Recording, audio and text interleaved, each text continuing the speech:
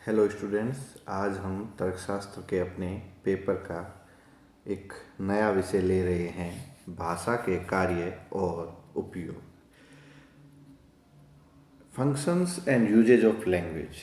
भाषा मूलतः हमारे विचारों के आदान प्रदान, आपसी वार्तालाप, भावों की अभिव्यक्ति जैसे अनेक कार्यों का एक माध्यम है, जिससे हम एक व्यक्ति से दूसरे व्यक्ति के साथ आपस में संवाद करते हैं, या यूँ कहिए भाषा सामाजिक विचार विनिमय तथा अपनी धारणाओं को व्यक्त करने का एक माध्यम है। देखिए, इसी लाइन को वापस देखते हैं। सामाजिक विचार विनिमय, हम यानी मनुष्य समाज में रहते हैं, तो समाज में रहते हैं तो हम क्या करते हैं? विनिमय मतलब लेन देन, आदान प्रदान किसका करते हैं? विचारों का, और अपनी धारणाएं अर्थात विचारों के द्वारा जो अपनी हम धारणाएं बनाते हैं उनको व्यक्त भी कहाँ करेंगे? हम समाज में ही करेंगे। तो उन धारणाओं को जो व्यक्त करते हैं, दूसरे तक पहुंचाने का जो प्रयत्न करते हैं, किसके द्वारा करते हैं? वह जिस माध्यम के द्वारा करते हैं वह माध्यम क्या है? भाषा। और वास्तव में देखें ना, मानवीय मस्तिष्क का सर्वोत्तम आईना है भाषा। क्यों? क्योंकि मनुष्य का मस्तिष्क जो हमारी खोपड़ी के अंदर है ना, वो हमें दिखता नहीं है, लेकिन उसका प्रतिबिंब कहाँ झलकता है? वो झलकता है हमारी भाषा के माध्यम से। किसी व्यक्ति का मस्तिष्क कितना अधिक विकसित है, कितना सुसंस्कृत है, इसको अगर जानना है तो उसकी भाषा देखो। वो उसकी भाषा में उसके मस्तिष्क का प्रतिबिंब झलक जाता है, दिख जाता है। आईना सच्चाई बता देता है, कहते हैं ना, आईना सच्चाई बता देता है। उसी तरह जो भाषा है वो व्यक्ति के संस्कार, व्यक्ति की बुद्धि, व्यक्ति के विचार, उन सभी को दिखा देती है। उसका एक प्रतिबिंब, वास्तविक प्रतिरूप उसमें झलक जाता है। और यह ऐसे भी कह सकते हैं कि मनुष्य के इतिहास का निर्धारण करने में भाषा का बहुत बड़ा योगदान रहा है। भाषा तर्क में साधक और बाधक दोनों ही तरह से कार्य करती है। कैसे? तर्कशास्त्र तर्क एवं तार्किक विधियों का अध्ययन है, ठीक है, ये हमने पढ़ा था। और ये जो विधियां हैं, ये जो तर्क है, किसके द्वारा अभिव्यक्त किए जाते हैं? भाषा के द्वारा। और तर्कशास्त्री का उद्देश्य क्या है? तर्क की वैधता और अवैधता निश्चित करना। और ये किस पे आधारित होती है? उनके तार्किक आकार पर। इस प्रकार तर्क को सही आकार में प्रस्तुत करने के लिए भाषा का स्पष्ट एवं शुद्ध प्रयोग अत्यंत आवश्यक है। भाषा का अशुद्ध प्रयोग दोषपूर्ण तर्क की ओर ले जाता है। इसलिए तर्क में, इसलिए भाषा को क्या माना जाता है? तर्क में साधक और बाधक। साधक इसलिए कि वो अपने विचारों को, तर्क की विधियों को अभिव्यक्त किसके द्वारा करता है? भाषा के माध्यम से ही करता है। और बाधक इसलिए अगर उसने भाषा का सही प्रयोग नहीं किया है, भाषा का अशुद्ध प्रयोग किया है, दोषपूर्ण प्रयोग किया है, तो तर्क में क्या होगा? दोष उत्पन्न हो जाएगा। इसलिए भाषा को तर्क में साधक और बाधक दोनों कहा जा सकता है। क्यों? क्योंकि तर्कशास्त्री का क्या उद्देश्य होता है? तर्कशास्त्री का उद्देश्य यह होता है हमारी सही सोच को विकसित करना। और जो हमारी सही थिंकिंग होती है, सही सोच होती है, वो क्या होती है? तर्कों की पहचान, विश्लेषण, निर्माण और मूल्यांकन। और एक और बात, भाषा विचारों को संभव बनाती है। किसी भाषा को सीखना केवल अपने विचारों को एक नए प्रकार से प्रस्तुत करना ही नहीं है, बल्कि एक नवीन प्रकार की सोच है। अगर आपने एक नई भाषा सीखी है तो आप अपनी भाषा को एक नए तरीके से, नए प्रकार से प्रस्तुत कर सकते हो। जब आप अपनी भाषा को, अपने विचारों को एक नए प्रकार से प्रस्तुत करते हो किसी अन्य भाषा में, तो क्या होता है? आपके अंदर एक नई सोच आती है, एक नए एहसास का अनुभव होता है। और सबसे बड़ी बात, बिना विचारों और बिना प्रतीकों के हम सोच ही नहीं सकते। हमारी सोच केवल भाषा के दायरे में ही बनती है। इसको ऐसे समझिए क्या आप बिना लैंग्वेज के सोच सकते? आपके अंदर मस्तिष्क में जो भी विचार है उनको प्रकट आप कैसे करोगे? कैसे करोगे? मैंने क्या कहा था, भाषा मस्तिष्क का आईना है, तो आईने के बिना मस्तिष्क का प्रतिबिंब कैसे देखोगे? उसी तरह जो हमारी सोच है वो भाषा के फ्रेमवर्क में ही होती है। अगर व्यक्ति स्वयं से बात कर रहा है, अगर आप देखिए कई बार होता है हम अपने आप मन में बातें करते हैं ना, तो मन में भी बातें करते हैं तो वहाँ भी भाषा आवश्यक है। ऐसा तो होता नहीं मन में हमारे सिर्फ विचार आए, उन विचारों को हमने कुछ प्रकट ही नहीं किया और हमने अपने आप से बात कर ली, नहीं संभव होता। हमारे मन में एक द्वैत चलता है, एक पक्ष कुछ कहता है, दूसरा पक्ष कुछ सुनता है, दोनों की भी क्या होती है, एक भाषा होती है। ठीक है, वो हम अपने आप से बात कर रहे हैं, दूसरे को भाषा नहीं दिखाई दे रही है, लेकिन वो होती हमारे अंदर ही है।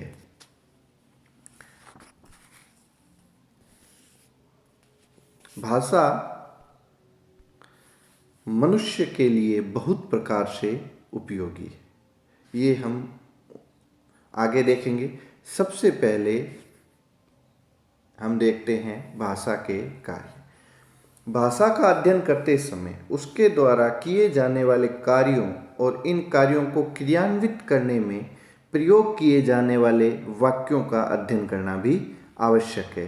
सामान्यतया भाषा बहुत सारे कार्य करती है और उसके किसी विशेष प्रयोग को निश्चित करने के लिए हमें वक्ता के संदर्भ और उद्देश्य पर अवश्य विचार करना चाहिए। ये तो हुई सामान्य बात। सामान्य बात क्या हुई? भाषा बहुत से कार्य करती है, ठीक है। और अगर हमें किसी विशेष प्रयोग को निश्चित करना है तो जो वक्ता है, दो लोग होते हैं, एक वक्ता एक श्रोता। वक्ता बोलने वाला, श्रोता सुनने वाला। तो वक्ता ने भाषा का प्रयोग किस संदर्भ में किया है और उद्देश्य पर किया है, उस पर हमें अवश्य विचार करना चाहिए। जो भाषा शास्त्री होते हैं, जो लैंग्वेज के विशेषज्ञ होते हैं, भाषा विशेषज्ञ, वो भाषा के प्रयोग के आधार पर, भाषा का प्रयोग कैसे किया जाता है, कितने प्रकार से किया जाता है, उस आधार पर भाषा के कई भेद करते हैं। जैसे सूचनात्मक, निर्देशात्मक, अभिव्यंजनात्मक, विश्लेषणात्मक, संज्ञानात्मक, अनुष्ठानात्मक आदि आदि। लेकिन भाषा के 3 मुख्य कार्य होते हैं जो प्रमुख हैं। कौन कौन से? सूचनात्मक, अभिव्यंजनात्मक और निर्देशात्मक। सबसे पहले हम पढ़ते हैं भाषा का सूचनात्मक कार्य। भाषा का प्रथम मुख्य कार्य है सूचना देना और तथ्यों का वर्णन करना। हम सूचना दूसरे व्यक्तियों को देते हैं, वस्तुओं को विवरण भी करते हैं, जो कि सत्य असत्य दोनों हो सकता है। जैसे कुछ उदाहरण मैं आपको पढ़ के बताता हूँ। सुकरात एक ग्रीक दार्शनिक था। नई दिल्ली भारत की राजधानी है। शेक्सपियर किंग लियर का लेखक है। पारा गर्मी से बढ़ता है। 2 और 2 4 होते हैं। ये सभी कथन क्या हैं? सूचनात्मक हैं और सबके सब क्या है? सत्य है। इन कथनों का अर्थात भाषा के सूचनात्मक कार्यों का उद्देश्य केवल और केवल यह बताना है कि तथ्य क्या है, फैक्ट्स क्या है। हम इस पर विश्वास अथवा अविश्वास दोनों ही कर सकते हैं। हम चाहें तो इन्हें स्वीकार कर सकते हैं, चाहे तो अस्वीकार कर सकते हैं। जो सूचना मैंने अभी इन तथ्यों के माध्यम से आपको दी है वह सही अथवा गलत हो सकती है, लेकिन इन कथनों की विशेषता क्या है? यह तथ्य यह घोषित करते हैं कि फला तथ्य का अस्तित्व है या नहीं। इन्हें सही अथवा गलत तर्क वाक्य में बांटा जा सकता है। तर्कशास्त्री और वैज्ञानिक केवल भाषा के सूचनात्मक प्रयोग में ही रुचि रखते हैं। क्यों रखते हैं रुचि? क्योंकि निश्चित तौर पर सत्य या असत्य में से अवश्य ही एक प्रकार के होते हैं। वैज्ञानिकों का और तर्कशास्त्रियों का केवल और केवल भाषा के सूचनात्मक प्रयोग में ही इंटरेस्ट होता है। क्यों होता है? ये तथ्य होते हैं, फैक्ट्स होते हैं। मैंने कहा नई दिल्ली भारत की राजधानी है, मैंने कहा मध्य प्रदेश की राजधानी इंदौर है। दो तथ्य, पहला सत्य है, दूसरा असत्य है। तो इन दोनों तथ्यों में सत्य असत्य के अलावा तीसरी किसी भी प्रकार की श्रेणी लागू नहीं होती। सिर्फ तथ्य का वर्णन किया जा रहा है। नई दिल्ली भारत की राजधानी है, एक तथ्य, नई दिल्ली नामक जगह है जो भारत की राजधानी, भारत नामक राष्ट्र की राजधानी है। दूसरा, मध्य प्रदेश की राजधानी इंदौर है।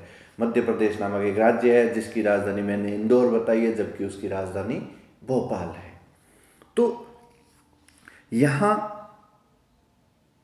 क्या हुआ, एक जो कथन मैंने कहे वो निश्चित तौर पर या तो सत्य है या असत्य, इन दोनों ही प्रकार के, इसके अतिरिक्त यहाँ अन्य कोई श्रेणी लागू नहीं होती। इसी प्रकार एक वैज्ञानिक कथन एक ही समय में सत्य और असत्य नहीं हो सकता। कोई भी तथ्य या तो सत्य होगा या असत्य होगा।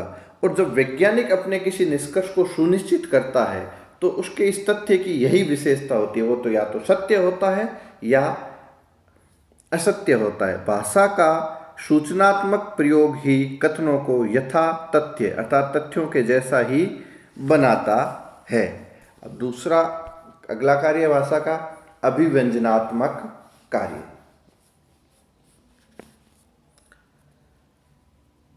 सूचनाओं के आदान प्रदान के अतिरिक्त हम देखते हैं भाषा के अनेक प्रयोग हैं।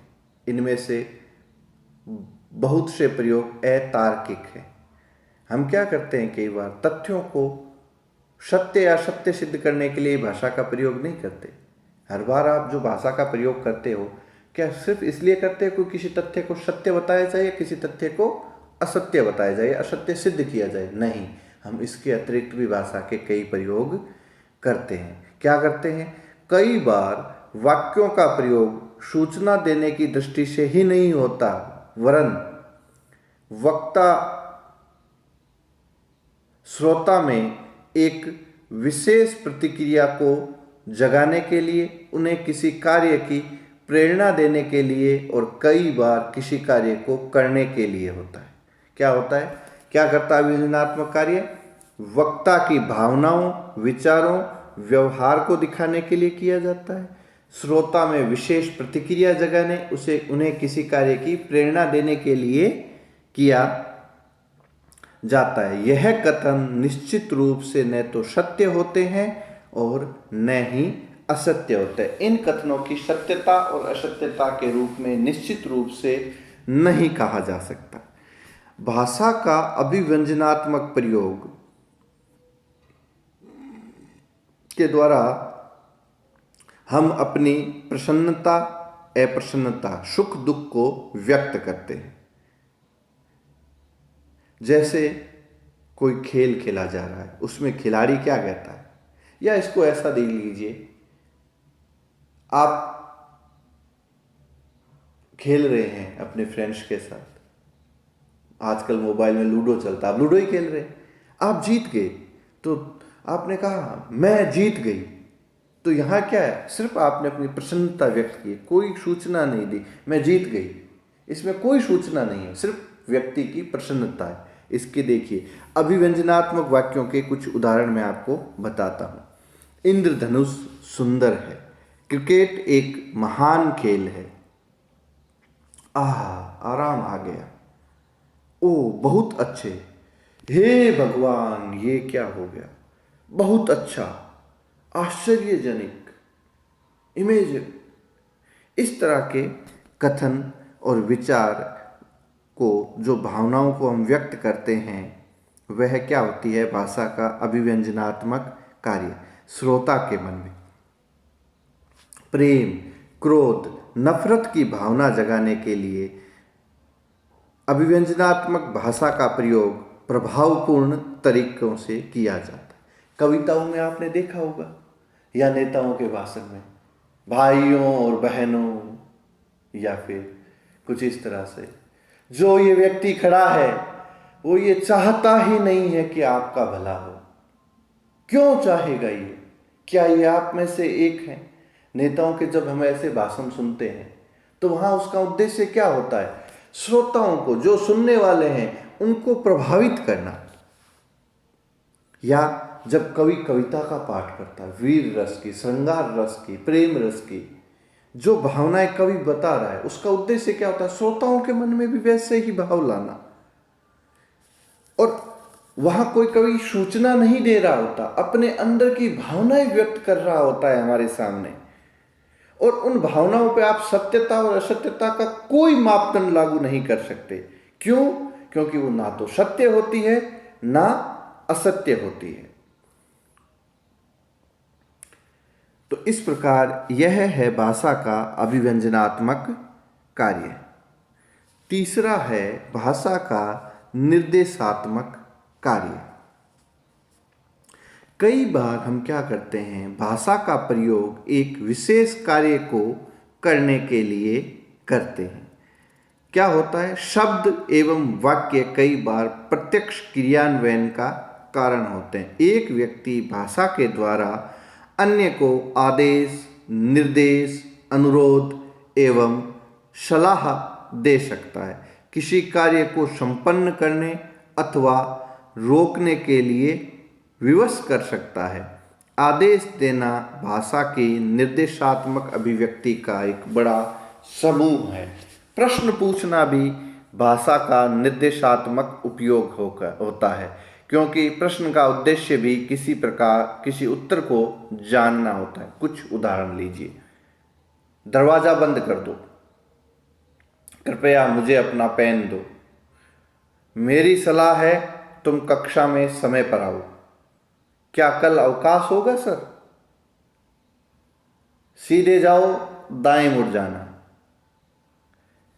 सर, क्लासेज कब से प्रारंभ होगी?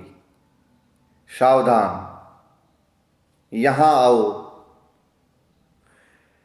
ये जो मैंने कथन कहे हैं, अभी जो मैंने बोले हैं, इनमें किसी भी कथन पर ना तो सत्यता का मापदंड लागू होता है, ना ही असत्यता का मापदंड लागू होता है। अर्थात इन कथनों को ना मैं सत्य कह सकता हूं ना असत्य कह सकता हूं। जैसे मेरा दरवाजा बंद कर दो, क्लासेस कब प्रारंभ होगी सर? क्या कहेंगे? ये सत्य असत्य का कोई मापदंड लागू नहीं होता। तो इस प्रकार भाषा के यह तीनों कार्य हुए। अब आता है भाषा के उपयोग। भाषा के उपयोग से हमारा तात्पर्य है सामान्य वार्तालाप में। जो हमने अभी पीछे भाषा के कार्य पढ़े हैं, ये तो एकाग्र समग्र रूप में लिया है कि भाषा को मोटे तौर पर भाषा के कार्यों को किन 3 वर्गों में बांटा जाता है। लेकिन जब हम भाषा का उपयोग का अर्थ है जब हम सामान्य वार्तालाप करते हैं, तो सामान्य वार्तालाप में भाषा के तीनों ही कार्य सूचनात्मक, अभिव्यंजनात्मक, निर्देशात्मक उपस्थित रहते हैं। और दूसरा उपयोग क्या है? भाषा मनुष्य के लिए बहुत से प्रकार से उपयोगी है। हम अपने दिन प्रतिदिन के जीवन में भाषा का उपयोग सूचनाओं के आदान प्रदान, विभिन्न प्रकार के पदार्थों का वर्णन करने, लोगों का अभिवादन करने, अपनी ज़रूरतों को दूसरों को बताने, अपनी भावनाओं को व्यक्त करने, अनुरोध करने, निर्देश देने, गाना गाने के लिए, चुटकुले सुनाने के लिए, शिकायतें करने के लिए, अन्य बहुत सी बातों के लिए करते हैं। इस प्रकार भाषाओं के अनगिनत उपयोग हैं। इसके साथ साथ जब हम सामान्य वार्तालाप करते हैं, वहाँ मैंने पहले क्या बताया, अभी बताया आपको, भाषा के तीनों कार्य उपस्थित रहते हैं। होता क्या है? संदर्भ और उद्देश्य के आधार पर उनमें से कोई एक कार्य या अन्य कार्यों से अधिक उपयुक्त लग सकता है। मतलब कोई सामान्य वार्तालाप किया, उसमें हम तीनों का प्रयोग कर रहे हैं, सूचनात्मक का भी कर रहे हैं, हम अभिव्यंजनात्मक का भी कर रहे हैं, निर्देशात्मक का भी कर रहे हैं। लेकिन होता क्या है? परिस्थिति के अनुसार कोई एक कार्य अन्य 2 कार्यों की अपेक्षा अधिक पॉजिटिव हो सकता है। देखिए, मैं एक उदाहरण आपको के द्वारा इसको समझाने का प्रयोग करता हूँ।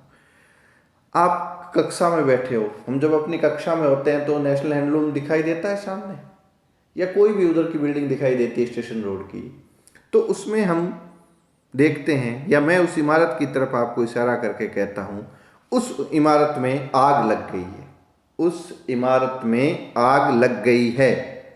यह वाक्य एक ही समय में भाषा के सभी प्रक्रियाओं की ओर संकेत करता है। कैसे? इसको सोचिए। मैं और आप, अभी हम अपनी कक्षा में होते तो मैं आपको क्या कह रहा हूँ? सूचना दे रहा हूँ, उस इमारत में आग लग गई है, आपको लिए सूचना है। और आप में से या मेरा ही कोई रिलेटिव या मेरी दुकान वहाँ पर है उस इमारत में, तो वो मेरे लिए क्या होगा? अभिव्यंजन होगा, मेरे उस इमारत में आग लगी। या आपके लिए हो सकता है, सर उसमें कोई व्यक्ति हो सकता है, घायल हो सकता है, वहाँ आप अपने भावों की अभिव्यक्ति करेंगे। और इस इमारत में आग लगी, अगर हम सभी उस इमारत में होते तो तुम लोगों के लिए क्या निर्देश छिपा होता? तुरंत जितना जल्दी संभव हो सके इस इमारत को खाली कर दो। तो इस तरह एक ही वाक्य में भाषा के अलग अलग कार्य सम्मिलित हैं, और वो परिस्थिति और देश काल के अनुसार व्यक्तियों पर अलग अलग संदर्भ के अनुसार लागू होते हैं। या यूं कह सकते हैं कि भाषा का एक कथन जो सूचना देने के लिए प्रयोग होता है वह अभिव्यंजनात्मक भी हो सकता है और निर्देशात्मक भी हो सकता है। इस प्रकार हमारा यह टॉपिक समाप्त होता है, भाषा के कार्य एवं उपयोग। Thank you.